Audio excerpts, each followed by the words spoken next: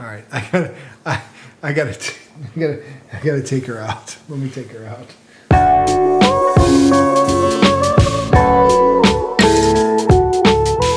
Welcome back to Whiskey Happens. I'm Garrett, that's Travis, and we're continuing our rye series with Green River Rye out of Lawrenceburg, Kentucky. Is that true? I'm not yet. Owensboro, Kentucky. As you've seen our blind video, the Green River wheat was so tasty that we were like, let's just keep going with the rye. 95.5 mash bill, 95 proof, 4 to 6 possible age statement year. And I'm not sure if Green River has a lot of distribution. This just came to Texas back in March. That's true. So I'm not sure if this is everywhere, but if you see it, snag it. Amazing. I'm going to price say that point. as a blanket statement for Green River. Yeah. We haven't come across a single one of the Green River yet that we don't really not love. I mean, so we've really liked everything that we've had from them so far, and so I would say wheated, single barrel, regular, and we'll see where this falls in that after here. I don't think I say this often, but cinnamon sugar, like a cinnamon toast crunch. Yeah, I'm getting. It is. It's spicy, but it's not. It's not the typical rye spice. Like it's not a like peppery spice. You're right. It's like a cinnamon or like a sugary. Yeah. Like a sugary smell to it, which is nice. Citrus, which is pretty common with rye, but more like orange peel. Yeah. It's not heavy citrus, but you smell it. It's there. It's it's faint. I'm just gonna go get into this. I'm really excited. I can't think of the name of the candy, but there's a chocolate bar that they sell at Whole Foods. It's like milk chocolate with like orange preserves in the middle. That's what this reminds me of. I'm sure someone at home knows exactly what that is. But and then the cinnamon definitely comes through. I think that I'm getting almost like a little bit of like a Red Hots vibe, like the candy. we experience rye so differently. Yeah. Well, you said cinnamon. That's what they have a flavor of, though. But think of like Red Hots as intense. Well, I don't mean it like intense. I'm just saying like I don't know. You'll have to check. You'll have to check some of our other rye videos. I have been getting some rye has been hitting me pretty spicy the last couple of reviews that we've had, and it's not a bad thing. It's just I'm not getting as much sweetness off of this. It's sweeter, but I'm not getting the sweet he's getting. But it's good. I mean, it definitely has a hug, but sub 100 proof, it isn't lingering. I don't feel like it does have a more so tannin-ish finish on the back end there.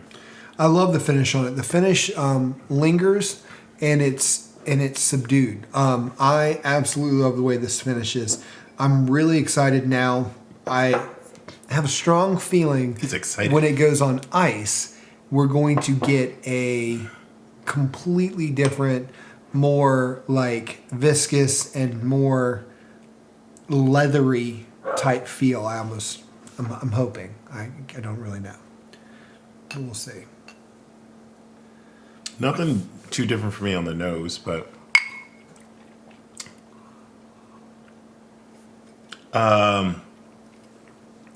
like cinnamon applesauce is what's coming to mind. The Kid Low pouch that you suck out of with the green twist off thingy. Yep. I really like the way this is mellowing out, though. Yeah. I think that there's a green apple note that really shines through. I said applesauce, but like typical rye green apple, but with the sauce, the creaminess. That's what I guess I'm trying to explain. Yeah, that's what's hitting me right now. Is it's really like velvety and just rich. Like it is decadent almost. I'm gonna go with the spicy bubblegum finish. Like it's still sweet, but I maybe I'm picking up more of that pepper you're talking about on the back end. Man, this is gonna be hard to choose between this and neat for me today on this. This is. And again, $35 to $40 price point, probably depending on where you live. Yeah, you can't beat that.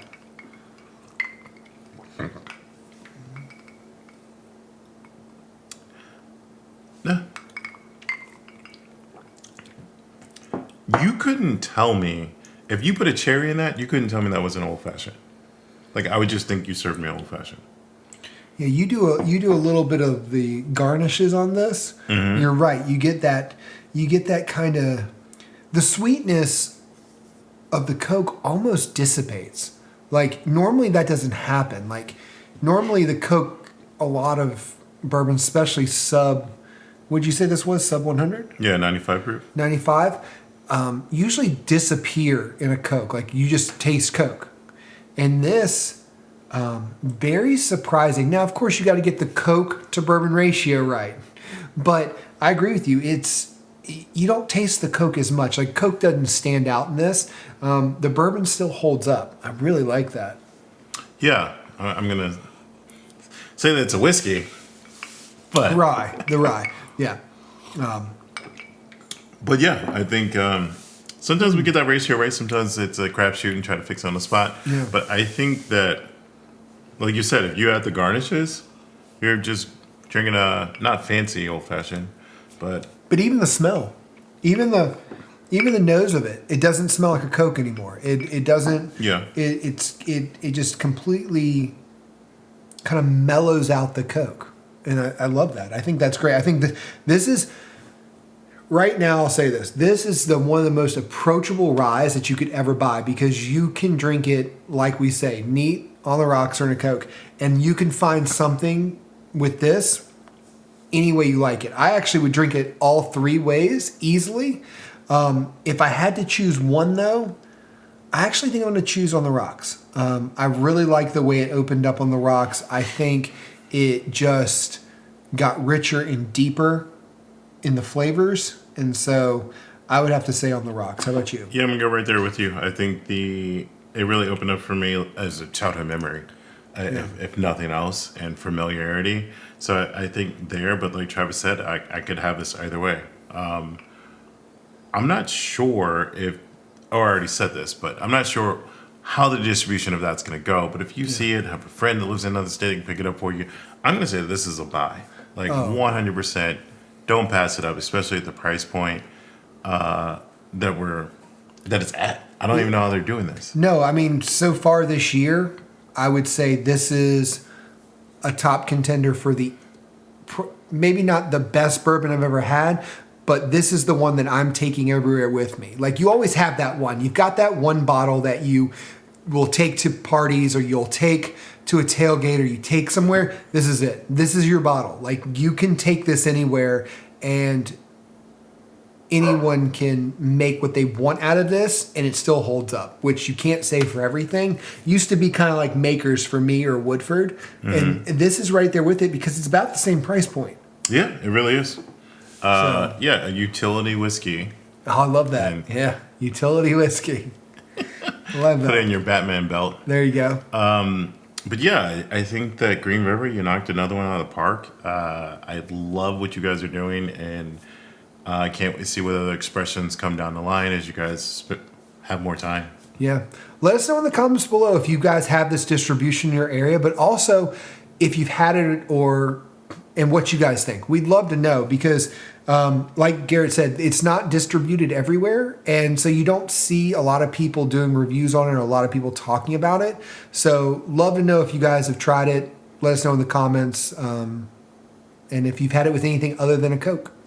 So I think that'll do it for us tonight. So whether you like a neat on the rocks or in a Coke, whiskey happens. Cheers.